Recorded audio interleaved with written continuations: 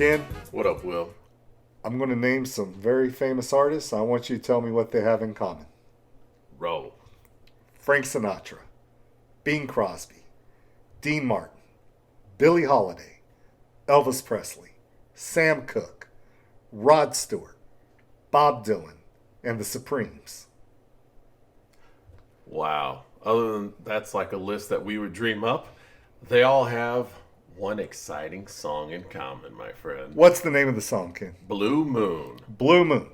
Now, the version we're going to talk about isn't from any of those artists. We're going to talk about the version from the doo-wop group, the Marcels.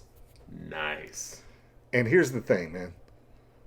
We're not going to talk about any individual member of the Marcels. Usually when we talk about a band, Queen, Led Zeppelin, Black Sabbath, we're talking about the individual members, right? Ronnie, Bobby, Ricky, and Mike.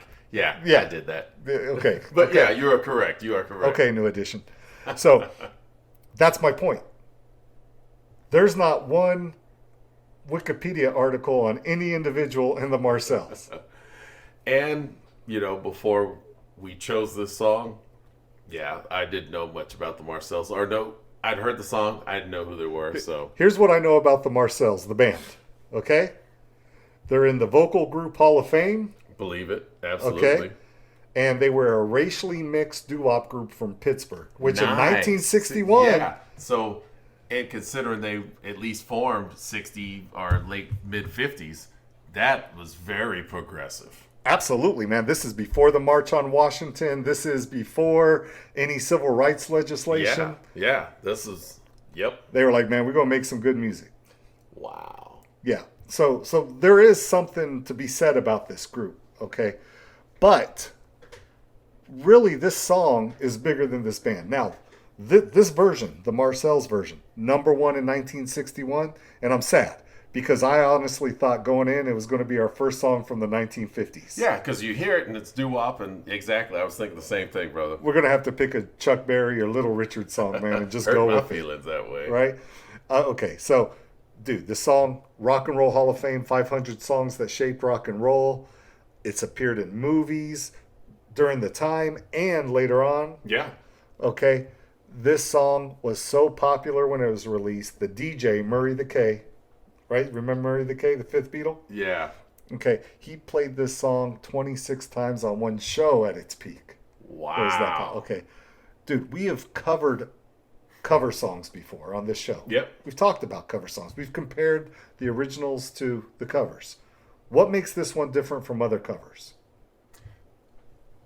At least for us, this is the first time we've covered a song that was actually written in the early half of the 20th century. 1934, correct, by the famous composers Rodgers and Hart. Richard Rodgers and Lorenz Hart were a songwriting team from the late 20s, early 30s. They were a majority for musicals. Okay.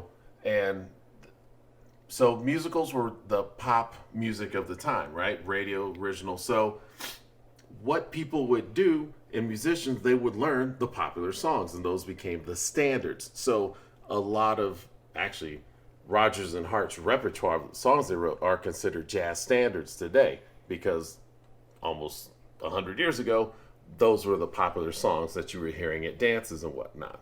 Okay. And so, for me, Rodgers and Hart are not my wheelhouse. No. Okay. And so, what are some of the standards that they wrote besides Blue Moon? Blue Moon, My Funny Valentine, Have You Met Miss Jones, My Romance. I have an entire album of songs of Rodgers and Hart. I was wondering, man. Yeah, because I didn't even know this song was written by Rodgers and Hart. So they're like my favorite songwriting duo. And so, as obscure as they seem, okay, cranking out stuff in 30s, from the 20s to late 30s. Yeah, because they broke up right before Hart died, so that's like early 40s.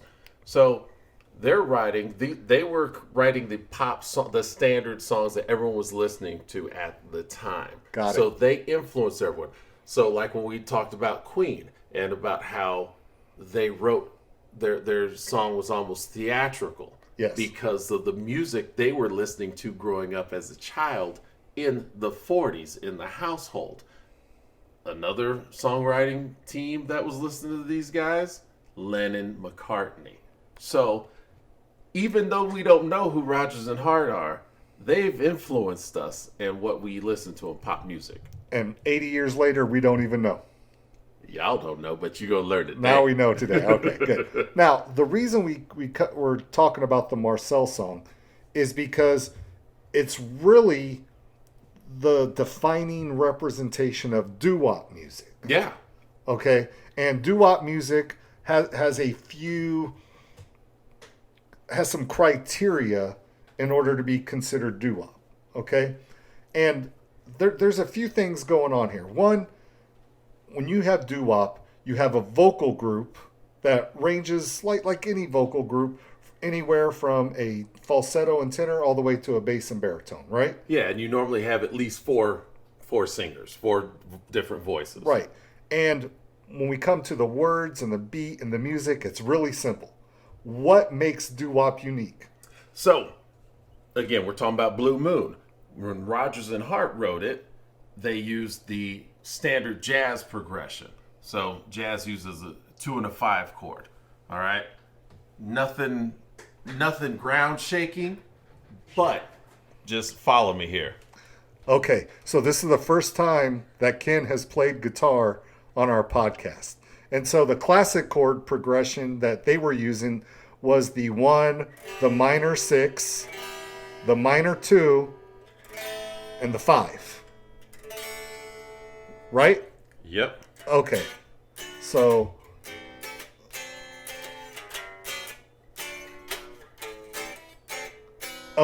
you did that. So let's count off to 1, minor 6, 2, 5. So how would that go? 1, 6, 2, 5. 1, 6, 2, 5. Okay, good. However, in popular music, rock and roll music, they used typically, and you've talked about this a dozen times on the show, the 1-4-5, right? Correct. But the 50s chord progression is a 1, a 6 minor, or minor 6. Which one would you call it? I'd just say 6. Okay, 6, then a 4, then a 5. Yeah. So how would that sound? 1, 6, 4, 5. Got it. And that sounds like almost every 50s pop song ever created. Correct.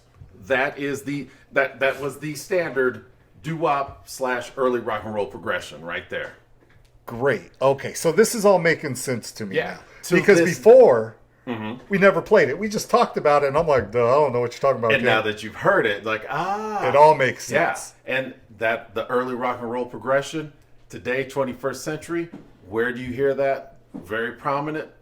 Punk. Okay. And that's why when they say, hey, I'm just a band that plays 3 chords or 4 chords, that's what they're talking about, right? 4 chords and the truth. Yep. Okay. Perfect. And so for doo-wop, it's really based around simple chord progressions. Okay. The instrumentation on this, dude, we usually break down the instruments, what the bass is doing, the drums, the guitar, the sax, the piano. We're not doing that today because really the drums and the piano are driving the beat. You got a little bit of a guitar lick. You hear the bass in the background. It's all about the vocals for doo-wop. Yep. Okay, and what makes doo-wop unique is that it's a lot of nonsense syllables. Okay, bum bum ba bum ba bum ba bum bum, right? Yeah. Dip da dip da dip dip da dip da dip. Okay, just words that don't make any sense. It just sounds good together. But you're putting these different vocal sounds together at one time to make this, to create something completely different, a whole new genre. And it's interesting. I love how we see this in music throughout history. And we've touched on this and we've talked about this amongst ourselves over the years of how artists have taken songs, older songs, and have rearranged them into their current genre of what they're doing, you know, and how they've managed to create something interesting with it. Right. Yeah, no, I agree. And we see that here. And here's something that I found interesting. Wikipedia is a savior, man, because this is the thing I love about Wikipedia, man. You start going into rabbit holes. Yes. First, you look up Blue Moon, and then you see, oh my God, it's a Rodgers and Hart song. And then you find the Marcels version. Then you click on the Marcels. Oh my God, racially integrated pop group. Then you click on more things and more things. Oh wait, what is an actual blue moon? Do you know? No, enlighten me. Okay, so typically each lunar cycle has a full moon, right? Uh-huh. Well, sometimes there's 2 full moons in a lunar cycle. So throughout the course of a year, you should have 12. In a year that has a blue moon, it's at the 13th full moon. Nice. Okay. At least that's how I understood it. I am not a scientist. I'm not an astronomist. I have no idea if that's right. That's what I interpreted it to be. But I'm going through these rabbit holes and I'm finding this out. And so I'm learning about doo-wop and the history of doo-wop. I'm learning about this song. I'm learning about what an actual blue moon is. That's what I love about. Wow. Well, yeah. And what were we going to say? Now that you've said that and you've pointed that out, I'm interested to actually go back and read the lyrics to this song, because Lorenz Hart, he wrote the lyrics and Richard Rodgers wrote the music. He had a melancholy sense about him.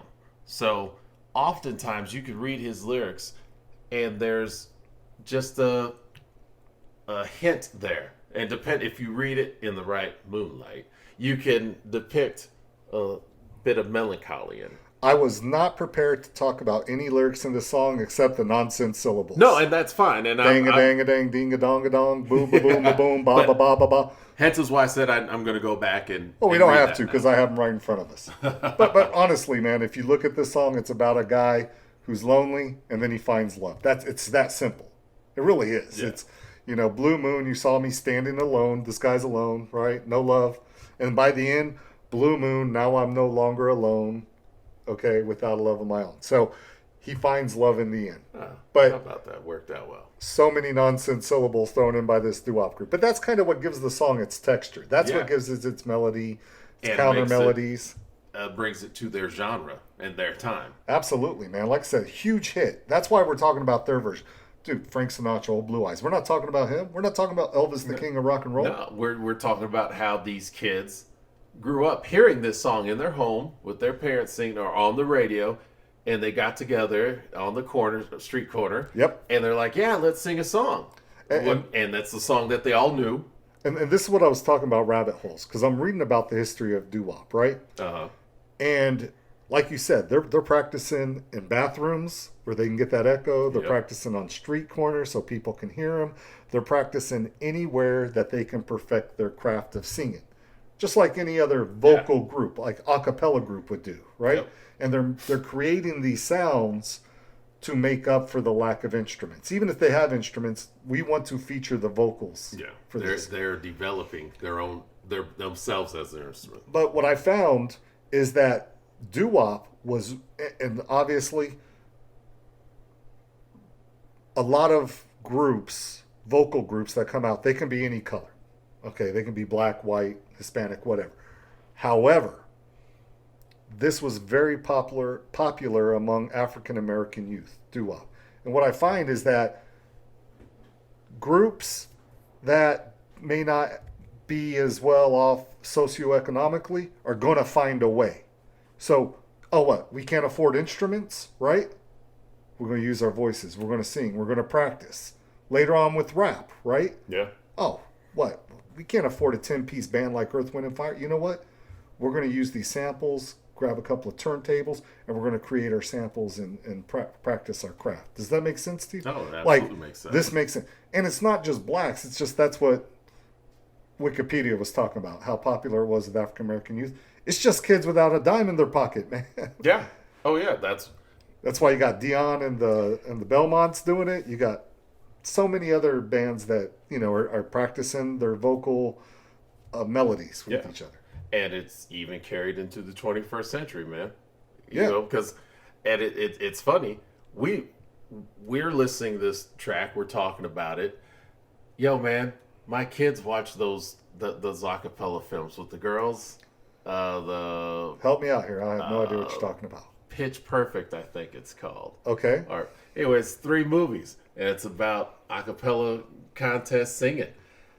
Nice. And it's cool because they're doing modern songs, or songs within the past 10 years that our kids know and are aware of, and it's a cappella. If not for the Marcels, no, wouldn't happen. Yeah, well, Someone had to, groundwork, pave the way. Yeah, and look, I'm really happy we got to discuss the song for a couple of reasons. One, because you played the guitar for the first time on the show. Yeah. And you finally explained the 1-4-5, okay? Because we have not, you've said it so many times. And I had a basic fundamental understanding of it because you've attempted to teach me guitar in the past.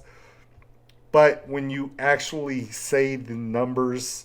Yeah, and you actually hear me play as the I'm 1, 6, 4, 5 progression. You're it like, makes sense. Yep, that is the sound of early rock and roll right there. Exactly. And so I appreciate that. And 2, I wanted to tackle doo-wop just because, man, when I first heard this song, it had to have been when I was a kid, right? I mean, we're listening to this song. We're seeing it in the Time Life commercials. Yep. We're listening to it on oldies radio. And this is what makes me sad, because when you and I were kids, oldies radio was 50s and 60s music. Yeah. Now it's the stuff that we grew up listening to. Dude, the 1990s are oldies to our kids. Yeah. Nirvana, that's oldies. Oh, come on. Even the oldie station. I'm like, hey, this is an oldie. Biggie and Tupac, yeah, those are the oldies. Oh, are you kidding me? I mean, we're now I feel old, right? Like, it's like I never wanted to be that old man.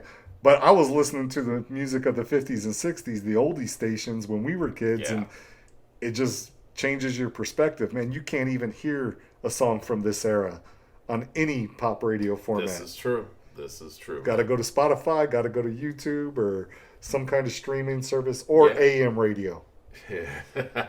Yep. God, man, we're getting old.